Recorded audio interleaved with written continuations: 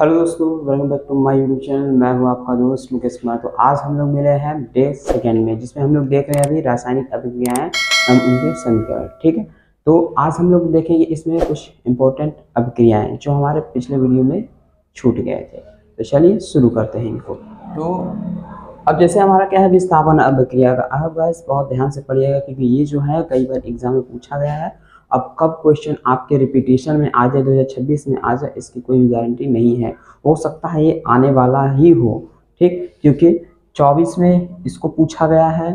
ठीक, 24 में द्विविस्थापन को पूछा गया है। अगर आप लोगों को यकीन नहीं तो आप लोग प्रीवियस ईयर पेपर उठा के देख सकते हैं। ठीक है, तो क्या बोलता है कि विस्थापन अभिक्रियाएं क्या होती है, कि वे अभिक्रियाएं होती हैं जिसमें एक अधिक क्रियाशील पदार्थ कम क्रियाशील पदार्थ को विस्थापित कर दे। यानी कि हम यूं इसको समझ सकते हैं कि कोई पावरफुल पर्सन है और उससे थोड़ा सा कम पावरफुल पर्सन है तो उसको क्या कर देता है, हटा देता है। यानी कि जब कोई अगर एक सीट बैठता है, अगर प्राइम मिनिस्टर आ जाए वहीं पे चीफ मिनिस्टर बैठे हैं तो क्या होगा, वहां से जो है चीफ मिनिस्टर को रिप्लेस कर दिया जाएगा और उस सीट पे जो है प्राइम मिनिस्टर को बैठा दिया जाएगा। तो ये क्या हो गया, हमारा रिप्लेसमेंट हो गया, यानी कि विस्थापन हो गया। चीफ मिनिस्टर जी का वहां से विस्थापन हो गया। तो इसी चीज को कहते हैं हम लोग विस्थापन अभिक्रियाएं बोलते हैं। ठीक है, यानी कि एक क्रियाशील पदार्थ उससे कम क्रियाशील पदार्थ को विस्थापित कर देता है तो उसे क्या बोलते हैं, विस्थापन अभिक्रियाएं बोलते हैं। तो चलिए इसको एग्जांपल से समझते हैं। एग्जांपल हमारा जैसे क्या गया, CuSO4 Fe कॉपर सल्फाइड है। अब जब यहाँ पे आयरन, अब जो होता है हमारा आयरन जो है कॉपर से अधिक अभिक्रियाशील है। ठीक, तो जब हम इसका रिएक्शन कराएंगे तो क्या हो जाएगा, कॉपर के प्लेस पे देखिए यहाँ पे Fe आ गया। ठीक, सेम, अब कोई भी चेंजेस नहीं हो, बस उसके प्लेस पे ये आ गया। तो क्या है, यही बता रहा है कि ये क्या हुआ, हमारा विस्थापन हुआ है। ठीक है, तो क्या बन गया हमारा आयरन सल्फेट। ठीक, और ये कॉपर बाहर निकल गया। ठीक, कॉपर क्या हुआ, बाहर निकल गया। तो इसी को कहते हैं हम लोग क्या बोलते हैं, विस्थापन अभिक्रियाएं। ओके, क्या बोलेंगे, विस्थापन अभिक्रियाएं। आई होप आप लोग समझ गए होंगे। ठीक, तो अब हम लोग देखते हैं इसके नेक्स्ट वाले अभिक्रिया को, जिसको बोलते हैं द्विविस्थापन अभिक्रिया। अब द्विविस्थापन अभिक्रिया उसे कहेंगे जो परस्पर क्या हो, विनियमन हो। विनियमन से जैसे हमारे एंशियंट टाइम में होता था, यानी कि हमारे एंशियंट जब प्राचीन इतिहास में क्या होता था कि लोग जब कोई सी चीज को खरीदने जाते थे तो एक वस्तु ले करके तब दूसरी वस्तु आते थे। ठीक, यानी जैसे हमारे पास चावल है, अगर हमें गेहूं लेना है तो हम गेहूं वाले ढूंढेंगे, यानी उसको चावल देंगे और उससे क्या लेंगे, गेहूं लेंगे। यानी एक दे रहे हैं तो एक ले रहे हैं। ठीक, एक हाथ दे तो एक हाथ ले, ये वाला कॉन्सेप्ट अप्लाई होता है हमारा द्विविस्थापन अभिक्रिया पे। ठीक, अगर कोई व्यक्ति आकर के आपके सीट पे बैठ रहा है तो आप उसके सीट पे बैठ जाइए, यही क्या हो गया, हमारा द्विविस्थापन अभिक्रिया हो गया। आई होप आप लोग समझ गए होंगे। तो अब हम लोग क्या करते हैं, एग्जाम्पल यानी कि समीकरण के थ्रू समझते हैं, क्योंकि हमारे एग्जाम में क्या होता है, समीकरण दिए जाएंगे। ठीक, ये एग्जाम्पल बस समझने के लिए है। तो जैसे क्या कहता है कि Na2SO4, ठीक है, Na2SO4 है हमारा। फिर है BaCl2 बेरिलियम क्लोराइड। ठीक है, बेरिलियम क्लोराइड।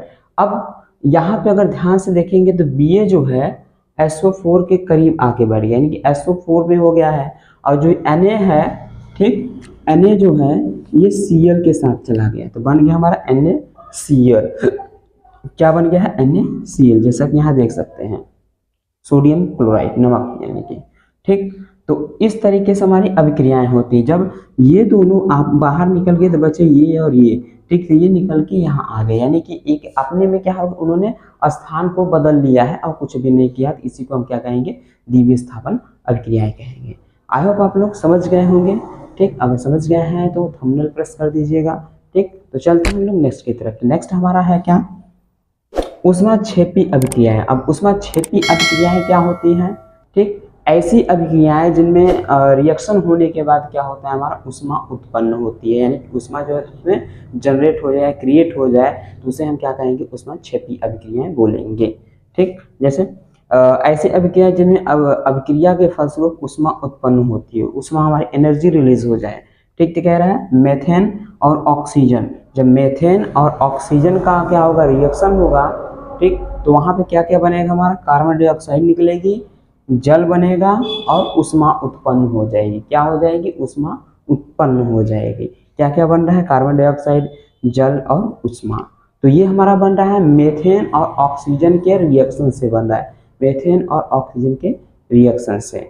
ठीक है, तो आई होप आप लोग समझ गए होंगे कि कैसे हमारा ये हुआ है उसमें छेपी क्या। हम लोग देखते हैं जो इसके बचे हुए रिएक्शन हैं उनको देख लेते हैं। ठीक, इनको देखने के बाद हमारा एक और पार्ट आएगा जिसमें हम लोग बैलेंस करेंगे, जो हमारे समीकरण होते हैं उनको कैसे बैलेंस करेंगे उनको सीखेंगे। ठीक है, तो चलिए इनको फटाफट देख लेते हैं।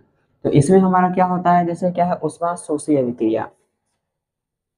ठीक है, क्या है हमारा उष्मा शोषी अभिक्रिया। अब इसे किसमें कहते हैं, जैसा कि शोषी से ही आप लोगों को अंदाजा हो रहा है कि उष्मा शोषी में क्या होगा, शोषण होगा। क्या होगा, शोषण होगा। ठीक, जैसे कहता है कि ऐसी अभिक्रिया जिसमें उष्मा का शोषण हो तो उसमें क्या कहेंगे हम लोग, उष्मा शोषी अभिक्रिया कहते हैं। क्या बोलते हैं, उष्मा शोषी अभिक्रिया बोलते हैं। ठीक, जैसे हमारा होगा 2HgO प्लस उष्मा।